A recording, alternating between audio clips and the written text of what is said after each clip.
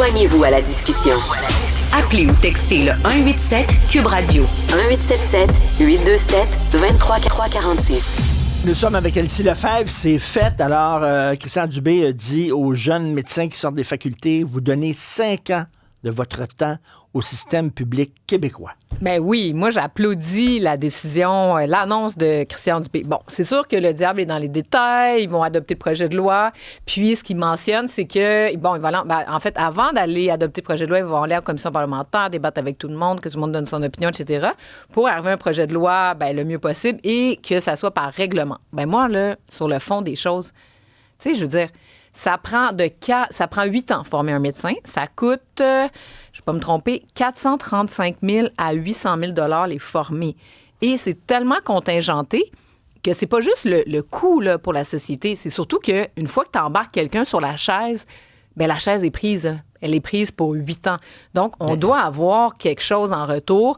Puis, moi, j'étais tellement d'accord avec Christian Dubé parce qu'il a dit, bien, écoutez, si la personne, elle veut pas signer la lettre puis elle veut pas s'engager, bien, on la force pas, là. Elle est face à la médecine ailleurs. Tu trouves pas ça un peu triste quand même qu'on doit forcer quelqu'un?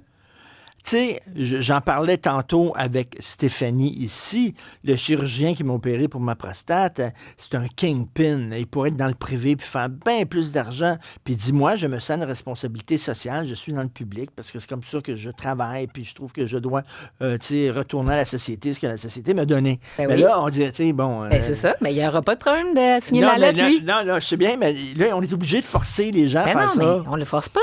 Signe ou pas. Est-ce que tu veux signer? Ah ben, OK, parfait. 5 ans. Je veux dire, on te forme. Mais si tu signes pas ta lettre... Ben, va-t'en étudier en Ontario, aux États-Unis, paye, je sais pas trop combien, 500 000 $ que ça va coûter. Puis, je veux dire, si tu as le goût de revenir, tu vas pouvoir pratiquer, là. Ce qu'on dit, c'est que ta formation qui coûte pratiquement rien au Québec. Il n'est pas temps, d'ailleurs, de revoir les coûts de la formation. Ben, pourquoi? Demander aux gens qui veulent étudier en médecine de... Ben, oui et non, parce que moi, je trouve ça beau que quelqu'un qui vient, je sais pas moi, d'un quartier démuni, qui décide qu'il est bon à l'école, qui se force, etc., qui ait accès à l'éducation, puis qui devienne un bon médecin. Il y aurait des prêts-bourses. Oui, je comprends, mais sauf que pourquoi pas? Je veux dire, moi, je comprends pas, parce que c'est drôle, on a eu la discussion à la joute tantôt, puis là, bon, t'avais 2 juristes, Thomas Mulcair et Stéphane Bédard. Mon Dieu, je les ai beaucoup, là, mais tu sais, t'es comme, là, on peut pas forcer les gens, la Charte des droits et libertés, puis là, la Charte, là, je veux dire, je veux bien, là, mais je veux dire, on te force pas. T'es pas au goulag. T'es pas obligé de venir étudier à l'Université de Montréal ou à McGill. T'es pas obligé d'avoir des frais de scolarité réduits en médecine. Mais si tu veux étudier au Québec avec des frais de scolarité faibles, ben le pacte, c'est que tu vas faire 5 ans. On t'exige pas de faire toute ta vie, là. Puis après ça, tu peux aller en privé. Puis ben, 5 ans, c'est quand même un minimum, là. Voyons, tu sais, je veux dire, moi, je comprends même pas que, tu sais, puis, je veux dire, on revient aux mêmes affaires. Premièrement, il n'y a pas assez de médecins. J'écoutais encore hier le médecin, le médecin spécialiste Oliva. Il parlait encore de la Suède. Ah, c'est donc merveilleux, la Suède. Le taux d'encadrement des médecins est beaucoup plus faible qu'ici. C'est plus efficace. Mais oui, mais c'est bien sûr. Ils sont 2 fois plus de médecins. Ils ont 71 médecins pour 10 000 habitants. On en a 29. 2 fois plus. Je veux dire, tant aussi longtemps qu'on n'aura pas assez de médecins, ça, c'est l'autre problème. C'est que, ben, ils ont le gros bout du bâton, puis ils peuvent nous faire chanter, puis ils peuvent... tu sais, ils nous disaient, on va quitter vers l'Ontario. Ben, vas-y. Ben oui, là, on a donné des gros salaires. Ils ont dans les meilleurs salaires. Ben oui. Là, c'est toujours pas assez. Ils sont même mieux payés, je pense, que l'Ontario. Ben, c'est exactement. On a dépassé le ratio. Gaétan Barrette l'a même avoué. Il a dit, ben oui, finalement, tu sais, mais là, ils n'ont pas remboursé, là. Puis, tu sais, je veux dire, moi, je suis d'accord qu'on les paye bien, là. Je suis d'accord. Puis, mais c'est juste qu'à un moment donné, on dirait que c'est jamais assez. Ben, tu sais, Gaétan Barrette, là, il veut que les médecins prennent plus de patients. Ils ont augmenté leur salaire énormément. Fait que les médecins sont pas fous. Ben non. Ils ont dit, regarde, je vais prendre moins de patients. Je vais travailler 3 jours et demi par semaine. Je vais faire le même salaire que je faisais avant. Ben ouais. Puis je travaillais moins. C'est ça. Fait que, il a reconnu Gaétan Barrette en disant que c'était peut-être une mauvaise décision. Ben, c'est exactement ça, parce que là, ils n'ont plus besoin de travailler des heures de fou, puis de travailler, tu sais, je veux dire, puis on veut pas qu'ils travaillent des heures de fou, on veut juste qu'ils travaillent normalement. L'autre affaire, la semaine passée, Christian Dubé, puis là, c'est ça que je me demande, là. Est-ce que Christian Dubé reste 2 ans au mandat? Là, il a fait l'Agence de la santé, puis là, il voit bien, là, tu sais, le compteur commence à raisonner. Donc là, il reste 2 ans. Lui, je pense pas qu'il va se représenter, là. Peut-être, mais en tout cas, je pense pas. Donc là, qu'est-ce qu'il faut que je fasse? La semaine passée, c'est gros ce qu'on a appris quand même. L'enveloppe de la rémunération des médecins est gérée par les médecins eux-mêmes. Fait que, tu sais, c'est comme... Fait que là, le gouvernement devrait pouvoir dire, ben regarde, c'est parce qu'on vous donne de l'argent, on peut-tu mettre le nez là-dedans, puis nous autres décider qui va être payé combien? Christian Dubé a dit, je veux contrôler 40 de l'enveloppe, même pas 100 parce qu'en ce moment, le gouvernement en gère 5 Tu sais, je veux dire... Puis les médecins ne veulent rien savoir. Ben là, on touche à... Mais c'est parce que là, on appelle ça le collège des médecins. Ça sonne bien, ça sonne beau. Mais dans le fond, c'est le syndicat des médecins. C'est comme si on avait donné l'enveloppe à la FTQ. Tu sais, tout le monde aurait dit, êtes-vous fous? Oui. Personne n'aurait fait ça, ou à la CSN, ou, tu sais... Les autres vont décider, lui, est payé tant, l'autre est payé tant. C'est quoi cette histoire-là? C'est complètement fou. Donc, non, moi, je suis contente de voir que Christian Dubé, puis, tu sais, je veux dire, je pense qu'il va avoir de la friture. Je pense que ça va être difficile. Il y a plein de gens qui vont se lever, les chartes, les droits et libertés, pourquoi les contraintes? Tu sais, semble-t-il que pour les médecins, les IPS, là, les infirmières, excuse-moi, ben eux autres, là, ils reçoivent une bourse là, de 60 000 pour étudier. C'est ce qu'il disait M. Dubé aujourd'hui. Puis s'ils ne travaillent pas, ils sont obligés de rembourser. C'est comme un peu la même affaire. Je veux t'entendre à tout prix sur Poste Canada, la grève. Ouais. Tu as vu les organismes là, de charité. Ils disent le temps des fêtes, c'est 40 de tous les dons qu'on reçoit pendant l'année. Habituellement, on les reçoit par la poste, ces dons-là. Les chèques ne rentrent pas, etc.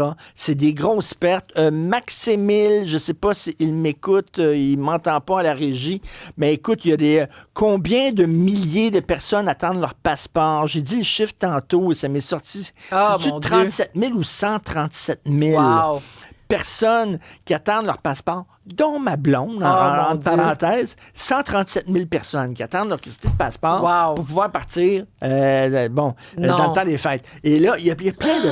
Tu sais, à un moment donné, là... Ah, c'est sûr. On dirait que le gouvernement se traîne les pieds. Il n'y a rien qui se passe dans ce conflit-là. C'est un conflit important, là. Ah, ben c'est sûr que c'est un conflit important, mais j'avoue que c'est, bon, les passeports, les chèques. Là, d'ailleurs, le gouvernement du Québec avait annoncé qu'il trouvait, là, tu peux aller chercher ton chèque, je pense, dans les bureaux, là, de... Je sais pas lesquels bureaux, là. Le Service Canada, je pense. C'est ça. Mais ouais, c'est sûr que c'est grave. Mais tu sais, on a eu des lois spéciales ou en tout cas, ils ont contraint à rentrer au travail pour ce qui est de, tu sais, Port de Montréal, les avions, tout ça. Les postes, ben c'est comme si c'est pas nécessairement essentiel. Mais j'avoue qu'un passeport, c'est assez essentiel. Mais qu'est-ce que vous allez faire? C'est super déficitaire. Là, mais qu'est-ce que tu peux aller au bureau de Passeport Canada pour téléphoner, puis on dit peut-être que vous pouvez vous pointer au bureau, mais il est rendu où votre passeport? Puis tout ça. Écoute, il y a 137 000 personnes comme ça. Mais c'est que, tu sais, c'est déficitaire au bout. Là. Poste Canada, qui utilise maintenant les postes? Là, on envoie tout par courriel ou alors par Puro-Later, puis on reçoit des colis d'Amazon, puis tout ça. Et là, ils demandent, nous autres, une augmentation de salaire. Quelle entreprise déficitaires comme ça donnent des augmentations de salaire à leurs employés. Qu'est-ce que le gouvernement a fait dans la livraison du courrier? Est-ce qu'on ne devrait pas donner ça au C'est vraiment délicat parce que le service postal, de ce que je comprends, il est très efficient en région. T'sais, en région, là, les UPS puis Puro-Later, il faut sûrement que tu fasses des kilomètres pour aller chercher quelque chose. Puis même à Montréal, moi, ça m'arrive des fois, là, tu reçois, mettons, un colis UPS, puis là, tu veux le retourner. Puis t'es comme, faut que j'aille à Pointe-Claire, tu sais. Ben oui. J'habite dans Rosemont. Ben oui. Là, t'es comme, bon. Moi, ça m'est déjà arrivé de dire, tu sais, je commande pas parce que c'est comme la compagnie, ils n'ont pas de point de service. Poste Canada, il faut quand même leur donner ça, l'efficience. Tu sais, t'es sûr que la lettre, elle va arriver. Tu sais, il y a des bureaux de poste un peu partout. Je sais pas, mais tu sais, les facteurs France... sont très sympathiques et tout ça. Les factrices. Je sais pas. Il y en a moins qu'il y a de...